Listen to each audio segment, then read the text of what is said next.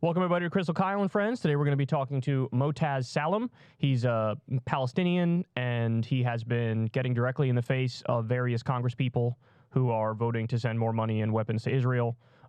He's lost a lot of family members, right? 100.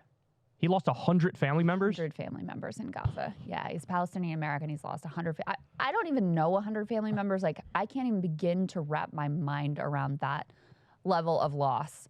So he has channeled that in the best way that he possibly can figure out to do, which is to be on Capitol Hill practically every day alongside Medea Benjamin, who we interviewed last week, and others, and just stalking these Congress people and, you know, confronting them basically with his humanity. He's doing the Lord's work. It doesn't take much of like pressure from him or Medea for them to just go like, I'm a Nazi. I love Nazism. Yeah, they really revealed themselves. That's right. Yeah, it is crazy. So anyway, we're going to talk to him. We got a lot of the clips of the stuff that he did in the halls of Congress. We'll get his reaction. We'll get his backstory, all that fun stuff. So for everybody just watching this, if you're not signed up to Crystal Kyle and Friends, do yourself a big favor. The Substack link is below. Go sign up for Crystal Kyle and Friends. You could sign up for $5 a month. You get the video of the interview and you get it immediately. Or you could sign up for free and get the audio podcast delivered right to your email inbox a day later when it drops. So definitely check that out. But before we go any further, there was a wee bit of a debate yesterday that actually Sagar was the moderator for. Yeah, he did a great job. Yeah, so it's a ZeroHedge debate, and the debate was on Israel and Palestine and whether or not what Israel is doing is genocide, and it was Dave Smith and Cenk versus Dennis Prager and Batya Unger Sargon. And thoughts up front. Let's just get your thoughts up front before we cut to the clips. Well, a high-level thought, just like a meta thought, is it's too many people. The one-on-one debates really work better because there's just too much crosstalk, and you got 4 strong personalities, and you can never really drill down on any one particular point. So that's meta. But I mean, listen, I actually thought Dave Smith did phenomenal. He has incredible background. He was able to put things in a way that left Dennis Prager at times literally stumbling, sort of sputtering and unable to recover. Cenk always does a fantastic job. They were a good duo because Cenk, comes in really hot. Dave comes in with all this historical background. Sagar made an interesting point this morning on Breaking Points when we were talking about it. And he's like, it was very notable to him that the pro-Israel side really wanted to keep everything focused basically on October 7th, but certainly nothing before October 7th. And the pro-Palestinian side was talking much more about, we got to talk about, October 7th doesn't come out of nowhere. This isn't, existing in a vacuum. We got to talk about all the atrocities we've been having up after all of the years. And the other thing that is very noteworthy is just at times the requirement of outright denial of reality at this point. Given what we've all seen, given what we all know about the targeting and the where's daddy targeting of civilians, the reasonable grounds and plausible genocide, the starvation of the entire population, the destruction of literally everything in sight. At this point, to defend all of that and say this is still stick by, this is the most moral army on the planet, it's just sort of a fascinating exercise to watch how you can even make that claim at this point and what it requires to make that claim at this point. Yeah, we got to get, I'd like to have Dave Smith on the show because he's a libertarian, so I would have a love-hate relationship with him on about half the issues. I'd be like, are you out of your fucking mind? Yeah. But then on the other half of the issues, I'd be like, hey man, great point. I agree. Yeah. So there was actually a funny moment where Dave was like, I don't really want to quibble over whether the term is genocide or not. We actually have that clip. It's part of a longer clip that we got. And, Cenk is obviously making the case for genocide, and Prager comes in and is like, well, your debate partner doesn't even agree that it's genocide. And he's like, he's a libertarian. I'm a progressive. We disagree on many, many things.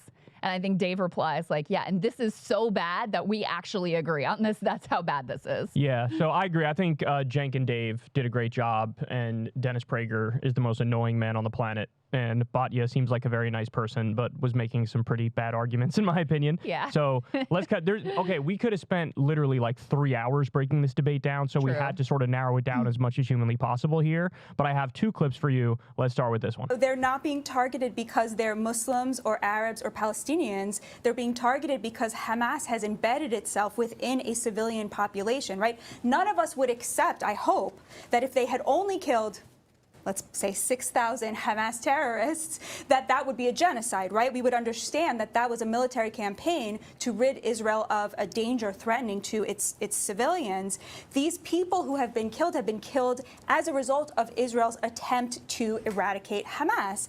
And so to suggest that they are being targeted because of their race or I mean, we don't believe that. We know that that's not the case. We know that if they were Palestinians living in Israel or living in Jordan, Israel would not be committing, they would not be dying as a result of Israel's actions. And furthermore, you can point to all of the ways in which Israel has tried to move the civilian population out of the way.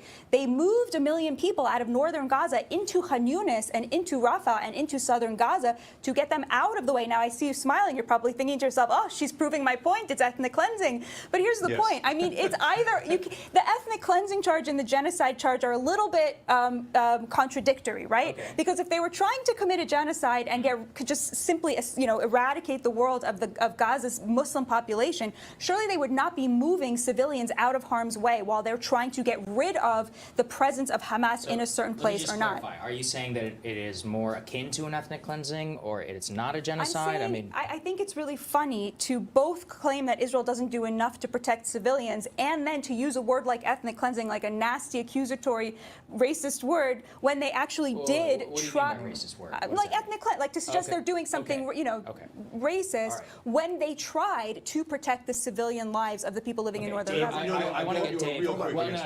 Because you dominated last time, so Dave, you're up. Okay, so look, I want to just say that in terms of the charge of genocide, I don't use the word genocide. I just think that the debate devolves into semantics every time you use it. The international legal definition of genocide is so incredibly vague that it's like if you try to destroy a nationality or ethnicity in whole or part. So then, like, if you were to, like, murder 2 people of an ethnicity, is that I just don't even care about the debate. I'm saying it's wrong. And in terms of, like, the term ethnic cleansing, there is no debate. Every single new historian in Israel concludes that there was ethnic cleansing at the beginning of the creation of Israel. Now, I know, I'm just making that point. I just want to go back to revisit something here because I literally just made what I feel is the most important point of all of this about that I think the entire Israeli defense is destroyed when you add in the component that they intentionally propped up Hamas so that the Palestinians wouldn't get their freedom. And as a response, Mr. Prager invokes, invokes an atrocity that happened once. And like, okay, that was an atrocity. Only because I didn't have more time let me just finish. All right, well, let me just finish. Yes, I know you can invoke spend the rest of the day or evening. Yes, okay, can I just finish? Non-Hamas Palestinian atrocities. What happened to Deir Yassin? You want to have Deir Yassin was 1948. So what? Okay, there is no war in the history of the world where you have not had. So it's a cop-out. So no, it's not a cop-out. I'm acknowledging Deir Yassin was awful. Okay, so by the way, hold on. Let me just finish my sentence, and then you guys can continue. So it proves what? Right, exactly. It proves nothing. My point is it proves nothing. Because I'm mirroring how your point proves nothing. You're just dodging. You're just dodging the point that I was making about this current war. Yes, it's objectively true. There have been horrific, ungodly atrocities committed by both sides. Not both sides. That's a lie. Come on. That is a libel. It is not true. Oh, it's a libel. Okay. Other than Deir Yassin, which was during wartime of a village and absolutely terrible, tell me where there's been Israeli atrocities comparable to Palestinian atrocities. Go ahead. Everybody quiet. Name it. Or you libeled. Name it. Or you, yes. Wait, so why is the one wait, hold on. So the one I said doesn't count. Why? I love how he thinks that's like a real gotcha point, like to put you on the spot, like name an Israeli atrocity. Name one Israeli atrocity. The problem, homie, how much time you got? The problem in responding to that is there's such a list that it's like, where do I even begin? So right off the top of my head, and this is just in the recent genocide of Gaza, right? I'm not including 2014 Operation Protective Edge. I'm not talking about the Nakba. I'm not just recently, right off the top of my head, when I first heard this, the multiple flower massacres. Multiple. There wasn't one. There was multiple instances where people were going desperately trying to get food and they got murked. The story of Hind that you famously covered. This poor little girl stuck in the car gets murked by Israel. And her would-be rescuers also targeted and murdered by Israel. But name one atrocity, though. You haven't named an atrocity. 13 kids killed outside of Al-Shifa Hospital. This is something that Euromed Monitor, the human rights group, it brought out in excruciating detail, where you know all these 13 kids and what happened to them. The drone strike on unarmed young men walking on a dirt road, where There was no weapons around. There was no nothing around. They're walking on a dirt road, and a drone takes them out from the sky when they weren't a threat to anybody at all. Bombing a refugee camp and killing hundreds of civilians to get one Hamas member, which is what the IDF said. That was their story. They went on CNN and said, yeah, we killed hundreds of civilians to get one Hamas member. We have the multiple civilians who were waving white flags who Israel gunned down. That was a very famous story because it turned out some of them, maybe even all of them, happened to be Israeli. The starving of millions of Palestinians. This is the medieval siege. No food, no fuel, no water, no electricity. There's 30,000 Hamas members. There's 2.3 million people in Gaza. They announced a policy of collective punishment. And then they try to name one atrocity. Every single day is a fucking atrocity, you absolute scumbag. The bombing of there were over 20 hospitals bombed in Gaza. Remember when everybody was arguing over which one was it? Al-Shifa? It wasn't Al-Shifa. It was Al-Ali. I think it was Al-Ali. It was a misfired Palestinian rocket. No, it wasn't. And people were arguing over that. And then fast forward 3 months, and over 20 hospitals in Gaza have been bombed. They're doing controlled demolitions of every single school in Gaza. And this guy has the nerve to say, name one atrocity. They bombed fucking UN buildings, you psychopath. UN buildings. By the way, one of those UN buildings was a standalone building. They don't even have the argument of like, well, next door was a Hamas stronghold or something. Then what do they go to? The UN is Hamas. Like this is psychotic. You libeled. We just had an entire news cycle about Israel targeting and assassinating 7 World Central Kitchen aid workers. That's right. Like, I didn't remember that one. I didn't remember that one. We just had a whole thing about that.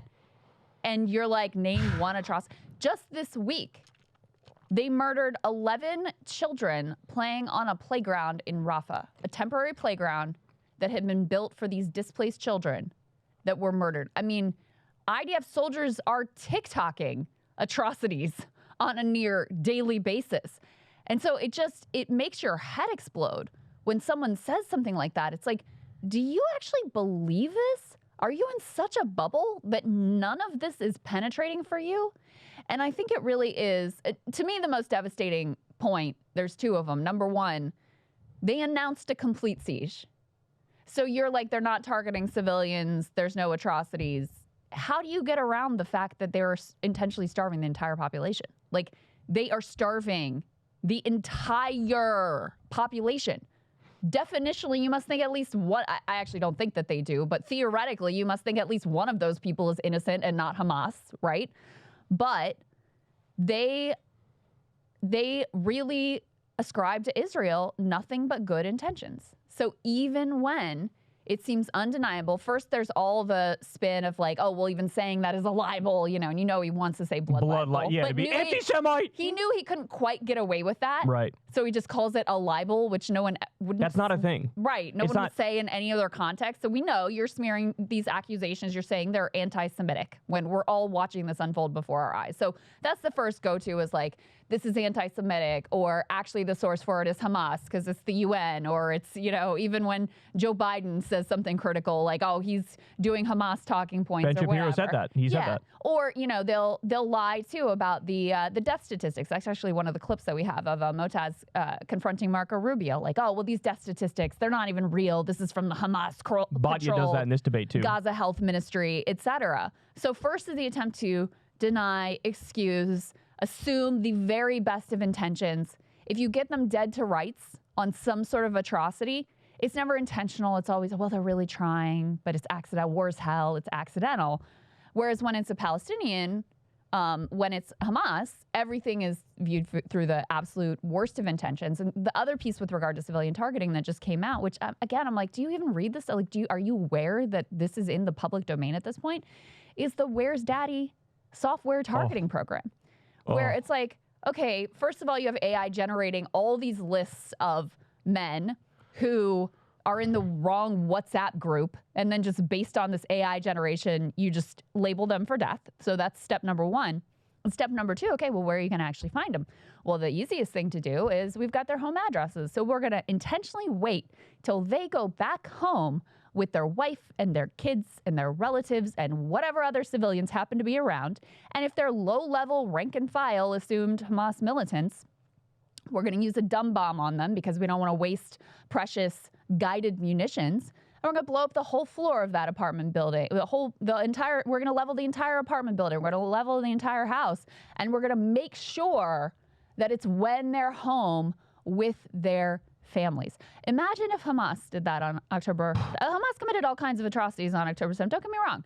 But how do you think it would be viewed if they went to, the home of an IDF soldier and intentionally, targeted the home? They wouldn't see that as legitimate, nor should they. Imagine that it was an American service member who, served in Iraq and had come back home to their family members and their wife and kids get intentionally blown up.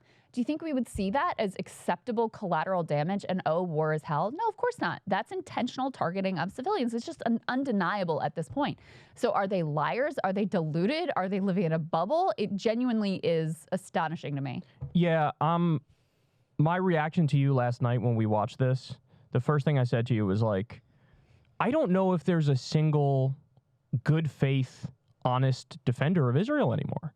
Because, yeah, in order to take the position they're taking, you have to, definitionally, assume pure intentions and motivations and a lack of nefariousness and a lack of purposeful targeting of civilians on the side of Israel.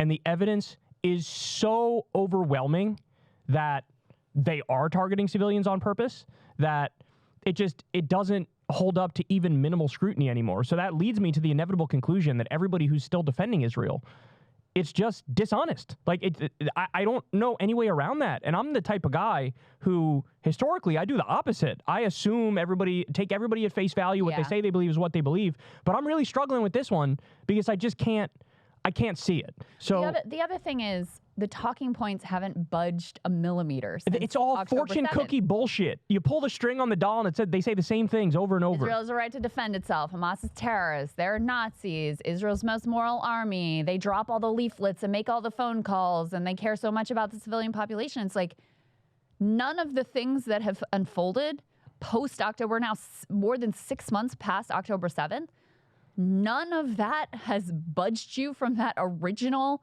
position. How? Like, did you just shut your mind off after October 7th and that was it? Cenk makes a good point about that. He says, talking to the Israeli defenders, you guys remind me of my Turkish family members. Right. And he goes, I love them. There's nothing personal against them. But when they talk about Turkey, oh my God, Turks are the most angelic people on the planet. They've never done anything wrong to anybody. Yeah, they were bombing these people and they genocided the Armenians and they did this, but they were really defending themselves and they were trying their best and it was all it was all defensive. Yeah. And he's exactly right about that. So I want to address one of the other early points that Batya made, because this, in real time, you heard my reaction to this because I was like flabbergasted by it. Yeah. She thinks she has a gotcha point when she says, well, the ethnic cleansing charge and the genocide charge are contradictory. She thinks that's such like a own. Right. It's not remotely contradictory. First of all, Cenk makes a good point. I've heard him say this a number of times. He says there's a difference between a Holocaust and a genocide, right? And he says a Holocaust is when you, in theory, try to eradicate the entire group of people. Right. Whereas a genocide could be targeting in whole or in part, kind of. And they bring up where 6,000 Muslims were killed. Srebrenica? Am I saying that properly? Srebrenica. No, it's not Srebrenica. I think it's Srebrenica. Anyway, it's is it the Bosnia-Kosovo thing? My history is lacking. But anyway, the point is that was considered legally a genocide where 6,000 Muslims were killed, right? And if that's considered a genocide, well, now we're already at 41,000 Palestinians killed. 36,000 of them are innocent civilians. 15,000 of them are children. 9,000 of them are women. So it absolutely can be both a genocide and an ethnic cleansing. You're killing the group, you're killing Palestinians in very large numbers, and for the ones that you're not killing, you're trying to shove them through the Rafah border to set up a tent city in the Sinai Desert in Egypt. Yeah. So it can be both an ethnic cleansing and a genocide. The idea that, like, in her mind, it has to be, it would be an ethnic cleansing if you're pushing them all through the border, or it's an or it's a genocide if you're trying to kill all of them, and they're not killing all of them, and they're not pushing all of them through the border, so therefore it's neither an ethnic cleansing nor a genocide. That's like, what are we in here, like high school debate class? Like, what are you doing? This is such a horrible argument. They're doing both things. Well, that's just not the definition of either of those things either. And the piece that I think is also really important in terms of classifying it as a genocide or a wholesale ethnic cleansing is to look beyond Gaza and to look beyond this present moment. I mean, Gaza has like accelerated everything this government has wanted to do for years and years. And, you know, Bibi and certainly his coalition partners are very upfront about many of the things that they want to do to Palestinians. One of his coalition partners talked about wiping an entire Palestinian village, quote, off the map during, you know, the aftermath of a pogrom there that did kill some Palestinians, injured many, many more. But even in the context of post-October 7th, there's been an accelerated land grab in the West Bank. You can't but Hamas that. Hamas is not in control of the West Bank. There's been an accelerated land grab, largest official state land grab since the Oslo Accords.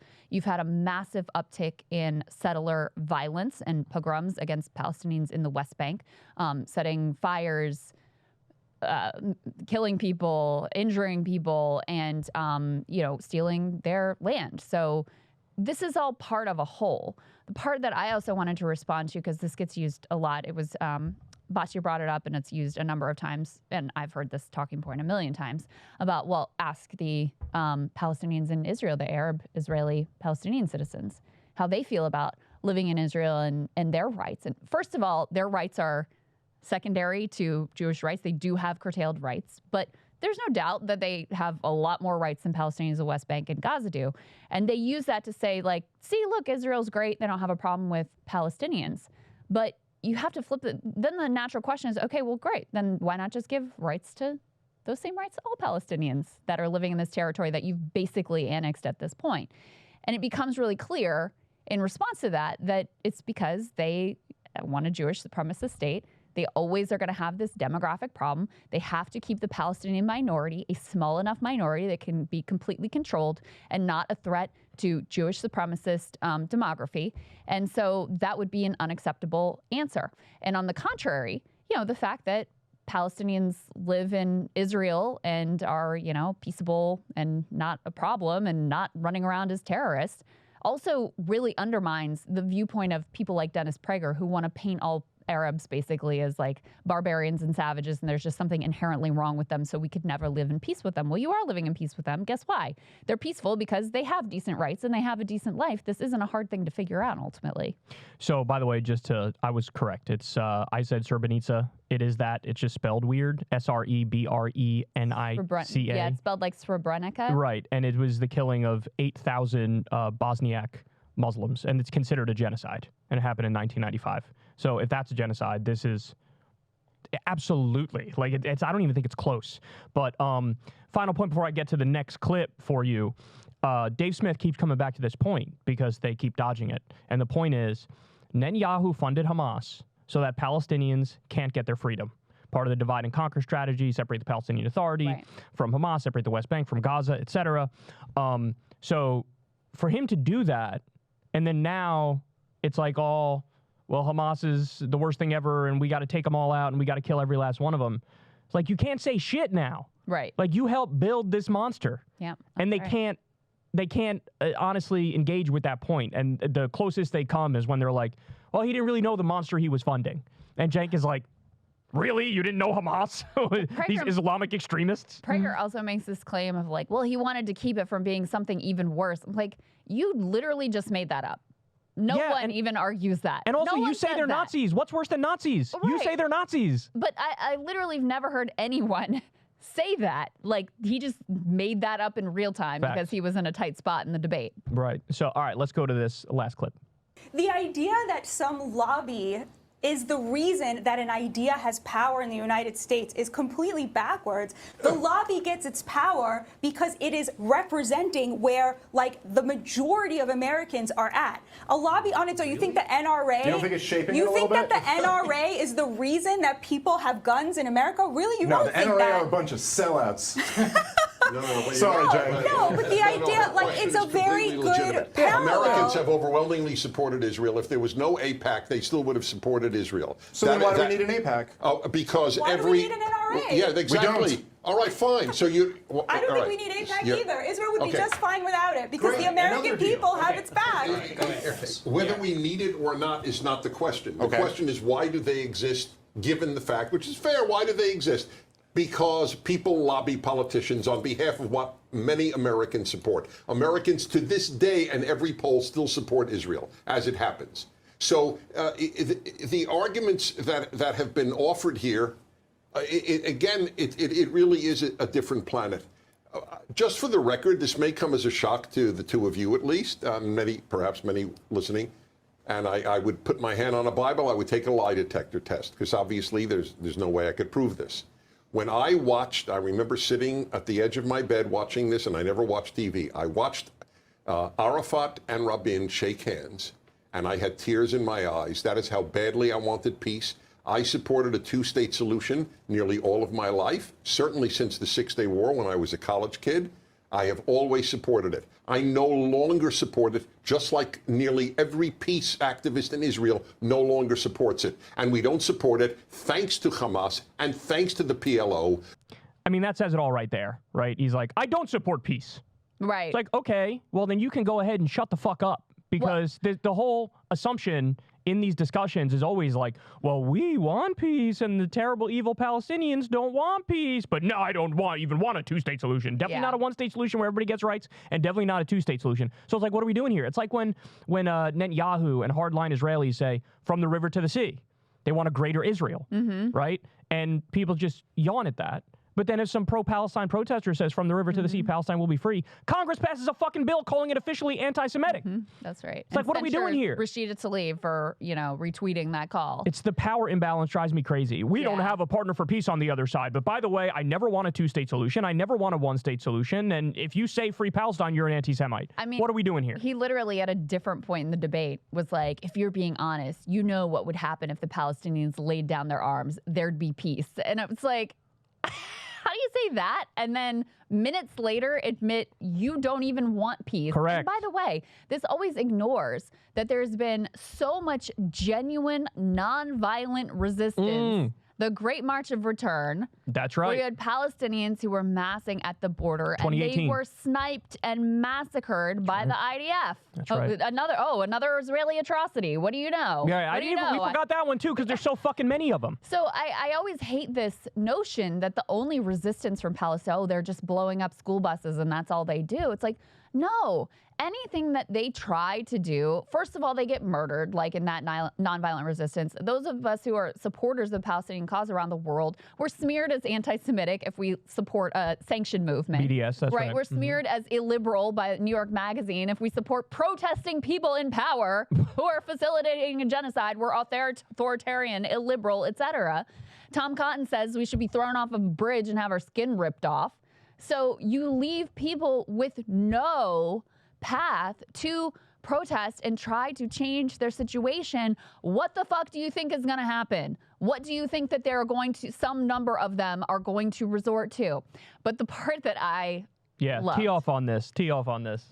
When Bati is like, AIPAC has power because the American people just genuinely love Israel. And we don't even need AIPAC because there's so much just popular majority sentiment. Send billions more to Israel now. We demand it. Sending weapons to Israel. And I mean, it's just like, I think, I don't want to be too harsh with Baccia specifically, but I think if she was looking at any other part of our political system, I have a feeling she would recognize the corrupting influence of money in politics. Right. I don't think that most people would go, yeah, you know why the banking industry always gets deregulated and gets their way and bail? It's because the American people just love, making Wall Street criminals into billionaires and them never being held accountable. That's why their lobby has power, is because there's so much genuine popular sentiment in favor. It's like, I know you don't think that. That's